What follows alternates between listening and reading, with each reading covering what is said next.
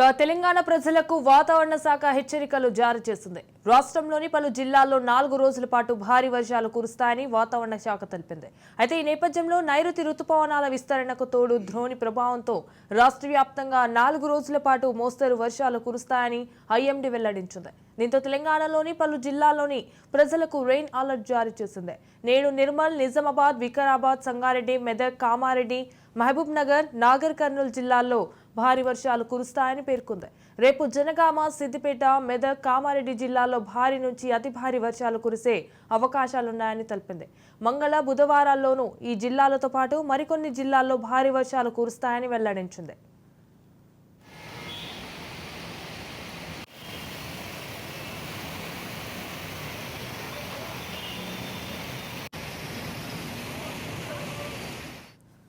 Right, ఇక ఈ weather కి సంబంధించి మరిన్ని అప్డేట్స్ మా ప్రతినిధి అరుణ్ కుమార్ ఫోన్ ఇన్ ద్వారా అందిస్తారు. అరుణ్ కుమార్.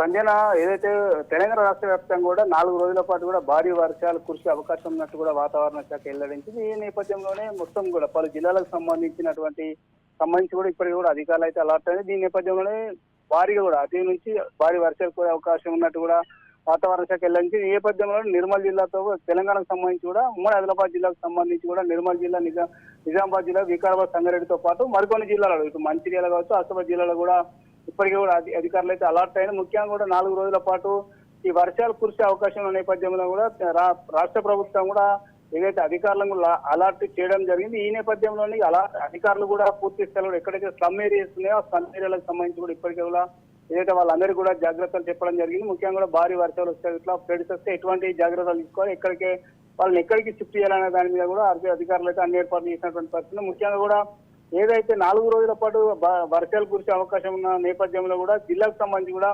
ప్రత్యేక ఏదైతే హెల్ప్ లైన్ సెంటర్లను కూడా ఏర్పాటు చేయడం జరిగిందని కూడా ఏదైతే జిల్లాకు సంబంధించి కూడా జిల్లా ఈ కలెక్టర్లు కూడా తెలపడం జరిగింది.